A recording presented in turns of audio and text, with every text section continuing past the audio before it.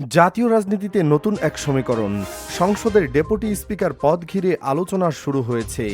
শর্ত আর রাজনৈতিক কৌশলের হিসাব নিকাশ। ক্ষমতাসীন দল প্রস্তাব দিয়েছে, কিন্তু বিরোধী দল বলছে পদ নয়, আগে প্রতিশ্রুতির বাস্তবায়ন। ক্ষমতাসীন দল বিএনপি জানিয়েছে, জুলাই জাতীয় সনদের প্রতি সম্মান দেখিয়ে জাতীয় সংসদের ডেপুটি স্পিকার পদ প্রধান বিরোধী দল জামায়াতে ইসলামীর জন্য ছেড়ে দিতে চায় তারা।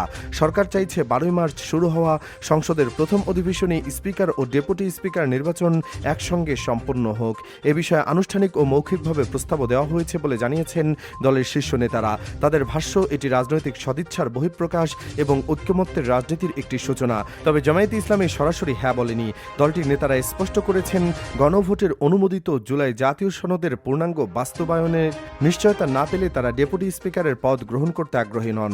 তাদের যুক্তি, সংবিধান সংস্কার পরিষদ গঠন, তত্ত্বাবধায়ক সরকার ব্যবস্থা, নির্বাচন কমিশন সহ অন্যান্য সাংবিধানিক সংস্কার বাস্তবায়নের রোডম্যাপ আগে স্পষ্ট করতে হবে।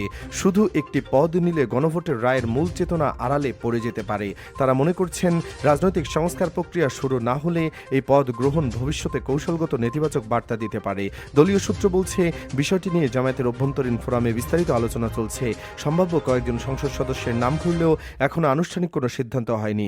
আদালতে জুলাই সনদ সংক্রান্ত রিটের আদেশের সিদ্ধান্ত প্রভাব ফেলতে পারে বলে সংশ্লিষ্টরা ইঙ্গিত দিয়েছেন। প্রসঙ্গত, সাম্প্রতিক গণভোটে জুলাই জাতীয় সনদের বেশিরভাগ সংস্কার প্রস্তাবের পক্ষে জনসমর্থন এসেছে। সেই প্রেক্ষাপটে বিরোধী দল থেকে ডেপুটি স্পিকার নির্বাচনের বিষয়টি রাজনৈতিক ঐক্যমত্যের অংশ হিসেবে দেখা হচ্ছে।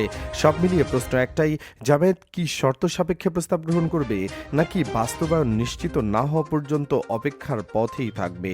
আগামী কয়েকদিনের মধ্যেই এই রাজনৈতিক সমীকরণের উত্তর স্পষ্ট হতে পারে। তারিফ বিন জিহাদ, দেশ 24 লাইভ, ঢাকা।